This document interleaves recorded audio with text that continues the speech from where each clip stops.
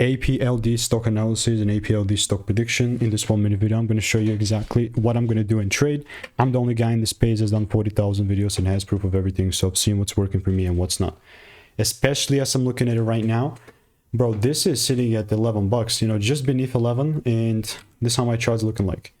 I mentioned this like so many times before, but my last two trades, last three, let's combine even the break even, have been 2 wins and 1 break even. Like the first time what I began buying here was when it was $5 at the time. You can clearly see that it was 5.66 a month ago, and then since that month ago we reached 15 bucks. You know, that's 3x. That was times 3, right?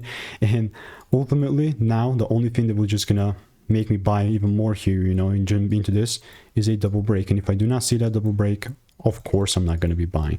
So I do have a lot of previous receipts with APLD with 44 results popping up. And if you do want to learn how I'm making 5-10k per month trading, just click the first link in the description, get my free emails, and I will continue to keep you updated. So goodbye and enjoy.